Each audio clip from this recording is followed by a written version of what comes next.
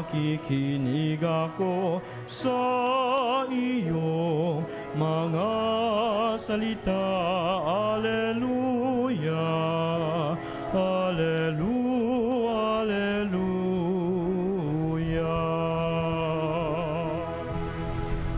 Sumainyo ang Panginoon. At sumainyo. Ang mabuting balita ng Panginoon ayon kay San Mateo.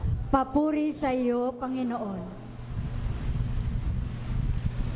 Noong panahong iyon, sinabi ni Jesus sa mga tao, "Sinasabi ko sa inyo, sa mga isinilang, wala pang lumitaw na higit na dakila kay Juan Bautista. Ngunit, ang pinakaaba sa mga taong pinaghaharian ng Diyos ay dakila kaysa kanya." Mula nang mangaral si Juan Bautista hanggang ngayon, ang kaharian ng Diyos ay nagdaranas ng karahasan at inaagaw ng mararahas, sapagkat ang mga propeta at ang kautusan ay nagpapahayag tungkol sa paghahari ng Diyos hanggang dumating si Juan. Kung maniniwala kayo, siya ang Elias na darating. Ang may pandinig ay makinig. Mga kapatid, ang mabuting balita ng Panginoon. Pinupuri ka namin, Panginoong Heso Kristo. Minsan po ay may nag-uusap, ang sabi nung isa na manggagawa ng simbahan, ang Diyos daw mahal ang mga mahihirap, tulad ng narinig natin ngayon sa Ebanghelyo. Kanya lang may isang sumagot na pilosopo, ang Diyos na lang naman daw ang nagmamahal sa mahirap. Yung mga mayayaman ayaw daw sa mahihirap. No? Practically, kung tatanungin ko kayo, gusto nyo bang maghirap? Wala namang gustong maging mahirap eh. Kaya nga ang dami-daming mahihirap, pumipila sa loto para yumaman. No? Ang nakakatawa, kahit yung mga mayayaman, pumipila rin sa loto. Bakit? Para mas lalong yumaman. No? Ibig sabihin, hangarin at natural sa tao na maghanap ng buhay na hayahay. Natural sa tao ang naghahanap ng buhay na maalwan. Bakit?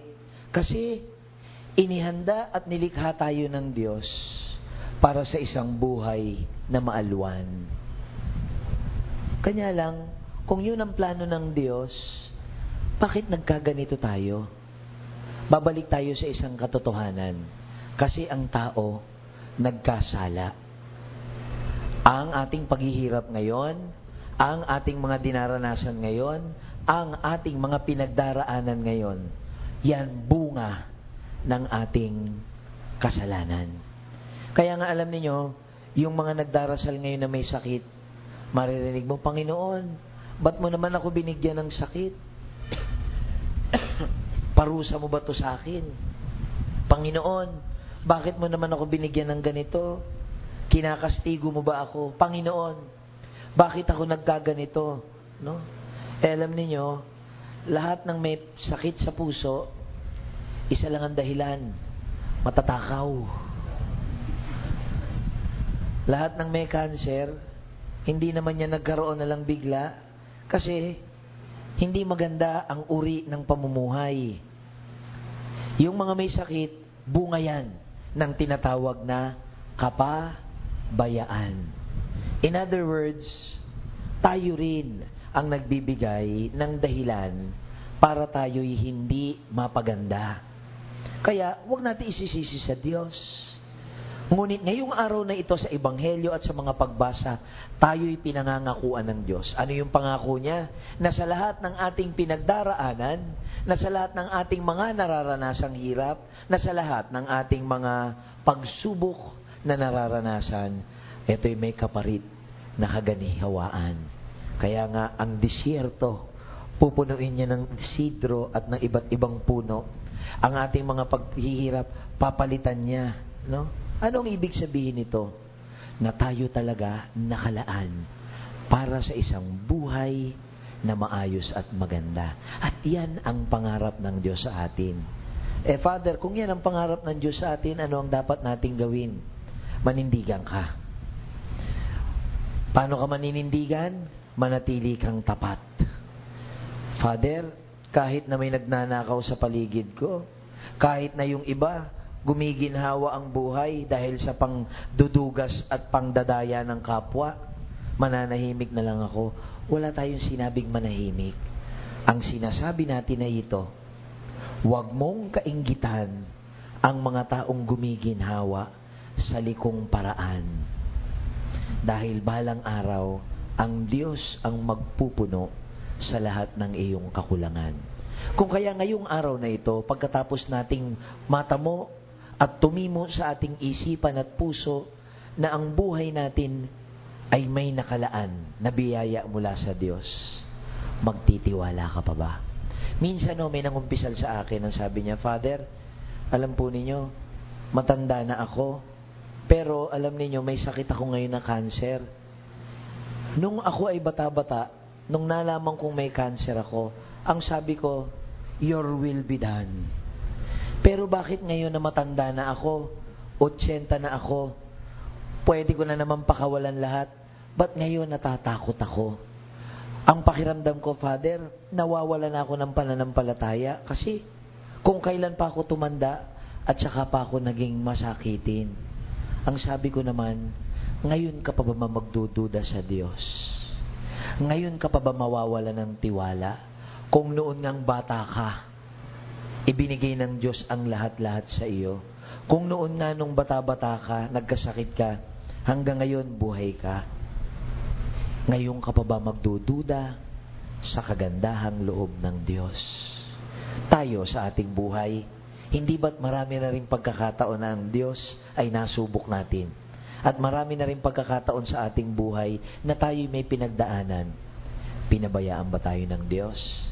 Hindi ba't parating nariyan siya, kumakalinga, nag-aaruga, at nagbibigay ng pag-asa? Sa banal na misang ito, itaas natin sa Diyos ang ating pagtitiwala at sabihin natin sa Kanyang, Panginoon, humihingi ako ng tawad sa mga pagkakataong nagduda ako sa iyo.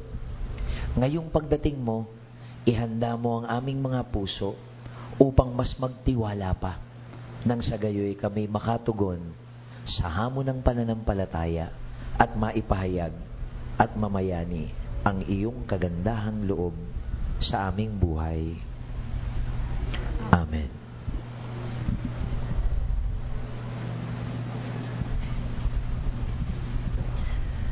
Pinupuri ni Jesus si Juan Bautista dahil sa pag-akay nito sa mga tao upang lumapit sa Diyos sa pamamagitan ng pagpapangaral ng pagsisisi sa kasalanan.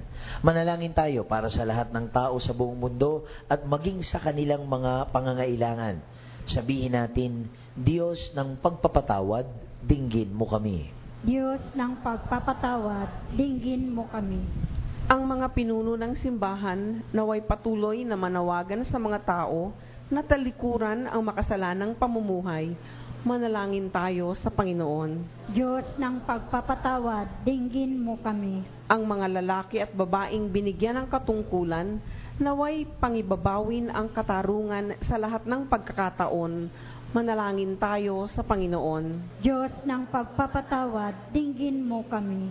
Ang mga dukha at nagdadalamhati, naway marinig ang mabuting balita ng kaligtasan. Manalangin tayo sa Panginoon. Diyos ng pagpapatawad, dinggin mo kami. At tinawang laging piliin ang maging mabuti at umiwas sa lahat ng anyo ng kasamaan. Manalangin tayo sa Panginoon. Diyos ng pagpapatawad, dinggin mo kami. Ang mga mananampalatayang yumao na ay makaranas nawa ng pagliligtas ng Diyos sa Kanyang kaharian. Manalangin tayo sa Panginoon. Diyos ng pagpapatawad, dinggin mo kami. Muli, sa ilang sandali ng katahimikan, ipikit natin ang ating mga mata, iyuko natin ang ating mga ulo, at ibulong natin sa Diyos ang ating mga pinagdaraanan, ang ating mga pinagsusumikapan, at ang ating mga pangangailangan at agam-agam sa buhay.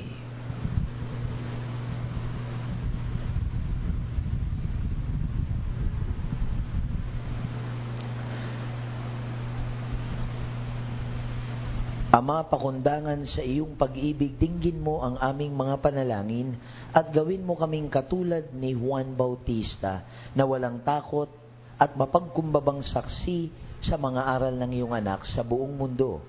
Hinihiling namin ito sa pamamagitan ni Kristong aming Panginoon. Amen.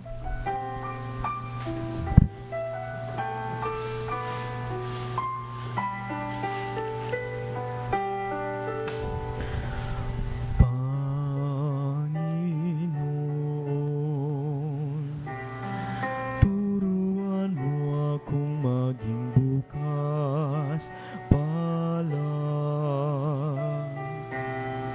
Turuan mo akong maging sa iyo na magbigay ng ayon sa nararapat na walang hinihintay mula sa'yo na makibakang di inaalintana mga hirap na dinaranas sa tuwin ay magsumikap na hindi umahanap ng kapalit na kaginawa.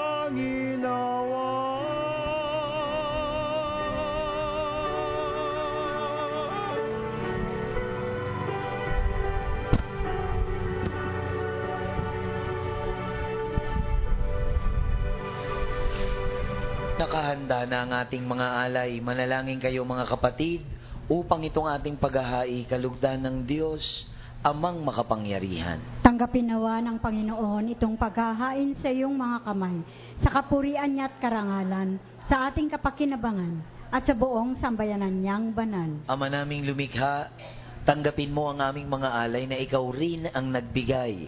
Magdulot nawa ito ng gantimpalang kaligtasan na ngayon pa man ay amin ang pinakikinabangan. Sa pamamagitan ni Jesucristo, kasama ng Espiritu Santo, magpa sa walang hanggan. Amen. Sumainyo ang Panginoon. At sumainyo rin. Itaas sa Diyos ang inyong puso at diwa. Itinaas na namin sa Panginoon. Pasalamatan natin ang Panginoong ating Diyos. Marapat na siya ay pasalamatan. Ama naming makapangyarihan, tunay ngang marapat na ikaw ay aming pasalamatan sa pamamagitan ni Jesucristo na aming Panginoon. Siya'y isinugo mo upang matupad ang iyong magandang balak para sa lahat. Hindi niya ikinahiyang mamuhay ng mahirap upang mapakisamahan niya kami ng matapat. Siya'y naging hindi na iba sa amin upang maitampok niya kami sa iyong piling. Sa kanyang lantarang muling pagdating, ang pakikisama niya'y puspusang magniningning at ang pangako niyang kapanapanabik ay inaasahan naming lubos na makamit. Kaya kaisa ng mga anghel na nagsisiawit ng papuri sa iyo nang walang humpay sa kalangitan, kami nagbubunyi sa iyong kadakilaan.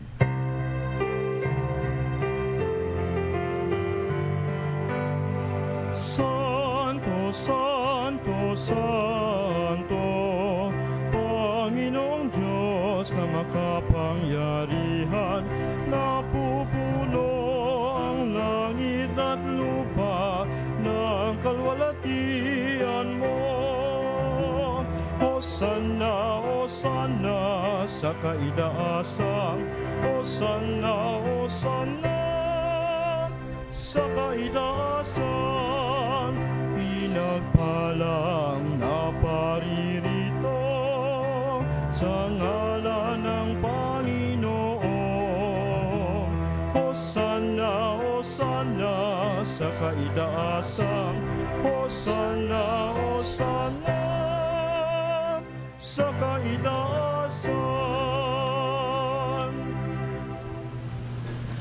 Ama naming banal, ikaw ang bukal ng tanang kabanalan. Kaya't sa pamamagitan ng iyong Espiritu, gawin mong banal ang mga kaloob na ito upang para sa amin maging katawan at dugo ng aming Panginoong Hesukristo. Bago niya pinagtiis ang kusang loob na maging handog, hinawakan niya ang tinapay pinasalamatan kanya, pinaghati-hati niya iyon, iniabot sa kanyang mga alagad at sinabi, "Tanggapin ninyong lahat ito at kanin. Ito ang aking katawan na ihahandog para sa inyo."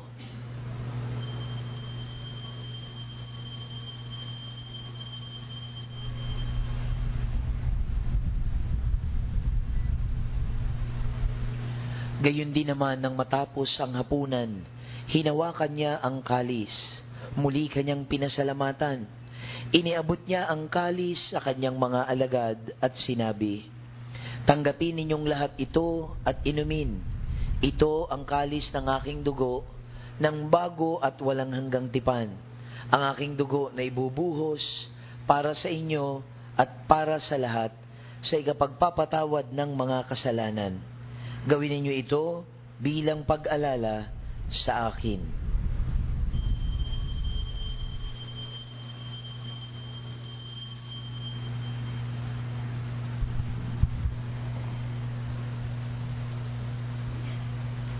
Ang misteryo ng pananampalataya. Si Kristo ay gunitain, sarili ay inihain, bilang pagkain inumin, pinagsasaluhan natin, hanggang sa siya'y dumating, hanggang sa siya'y dumating. Ama, ginagawa namin ngayon ang pag-alala sa pagkamatay at muling pagkabuhay ng iyong anak. Kaya't iniaalay namin sa iyo ang tinapay na nagbibigay buhay at ang kalis na nagkakaloob ng kaligtasan. Kami nagpapasalamat dahil kami iyong minarapat na tumayo sa harap mo para maglingkod sa iyo. Isinasamo namin kaming magsasalo-salo sa katawan at dugo ni Kristo ay mabuklod sa pagkakaisa sa pamamagitan ng Espiritu Santo. Ama, lingapin mo ang iyong simbahang laganap sa buong daigdig. Puspusin mo kami sa pag-ibig, kaisa ni Francisco na aming Papa, si Honesto na aming Obispo at ng Tanang Kaparian. Alalahanin mo rin ang mga kapatid naming nahimlay na may pag-asang sila'y muling mabubuhay. Gayon din ang lahat ng mga pumanaw. Kaawaan mo sila't patuloyin sa iyong kaliwanagan. Kaawaan mo at pagindapating kaming lahat na makasalo sa iyong buhay na walang wakas. Kaisa ng Mahal na Birheng Maria, Ina ng Diyos. Kaisa ni San Jose na kanyang esposo, kasama ng mga apostol at lahat ng mga banal na namuhay dito sa daigdig ng kalugod-lugod sa iyo. Maipagdiwang nawa namin ang pagpupuri sa ikararangal mo sa pamamagitan ng iyong anak na aming Panginoong Hesu Kristo. Sa pamamagitan ni Kristo, kasama niya at sa Kanya, ang lahat ng parangal at papuri ay sa iyo, Diyos amang makapangyarihan, kasama ng Espiritu Santo, magpa sa walang hanggan. Amen, amen, amen.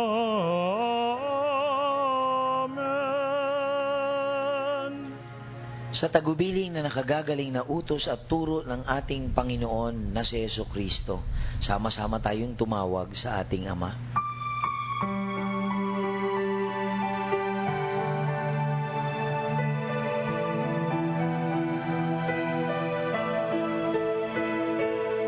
Ama namin, sumasalangit ka, sambahin ang ngalan mo.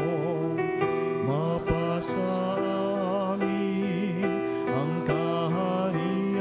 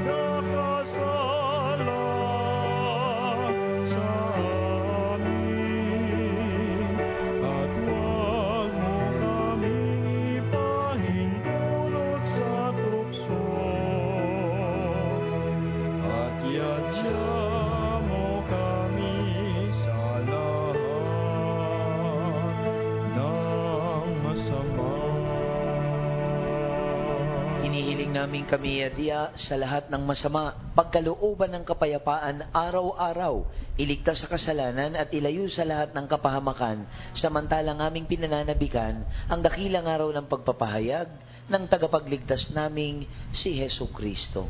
Sapagkat sa iyo nagmumula ang kaharian at ang kapangyarihan at ang kapurihan magpakailanman. Panginoong Jesucristo, sinabi mo sa iyong mga apostol, kapayapaan ang iniiwan ko sa inyo, ang aking kapayapaan ang ibinibigay ko sa inyo. Tunghayan mo ang aming pananampalataya at huwag ang aming pagkakasala. Pagalooban mo kami ng kapayapaan at pagkakaisa ayon sa iyong kalooban. Kasama ng Espiritu Santo, magpa sa walang hanggan. Amen. Ang kapayapaan ng Panginoon ay laging sumainyo. At sumainyo rin. Taglay ang pag-asa sa ating mga puso at may ngiti sa ating mga labi. Ipahayag natin ang kapayapaan sa bawat isa. Peace be with you. Peace be with you. Peace be with you.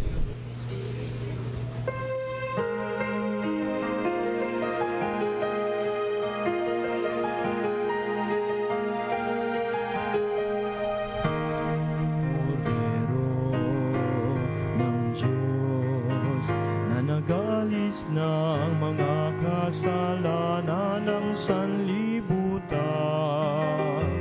Maawa ka,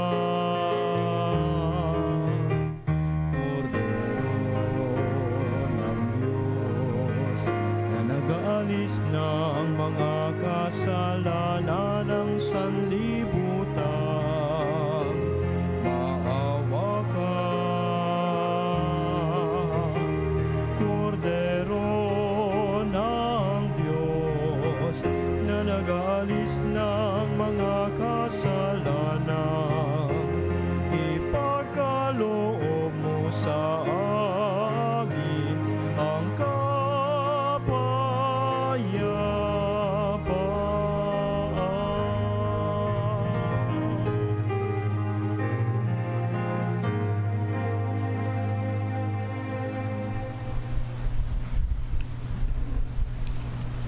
Mga kapatid, narito si Jesus, ang Kordero ng Diyos, na nag-aalis ng mga kasalanan ng sanlibutan.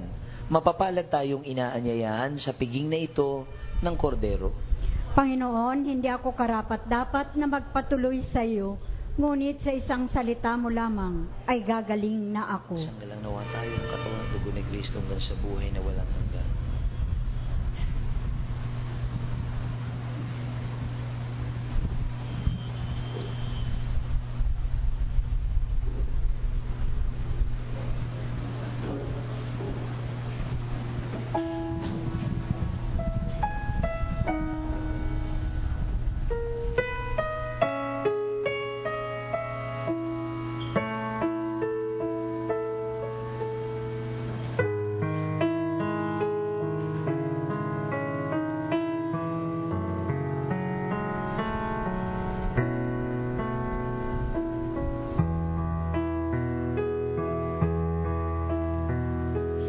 To see the face of God is my heart desire. To gaze upon the Lord is my one desire. Mga kapanalig, ating dasalin ang komunyong espiritual. O Jesus, nananalig ako sa pananahan mo sa kabanal-banalang sakramento. Minamahal kita higit sa lahat at hangad ka ng aking kaluluwa. Hindi ko man matatanggap ngayon ang iyong katawan at dugo, inaasahan ko na patuloy kang mamumuhay sa aking puso. Naniniwala ako na narito ka at kaisa ka ng aking buong pagkatao. Huwag mong ipahintulot na mawalay ako sa iyo. Amen. He gave His Son, His only begotten Son, for God so loved the world, He gave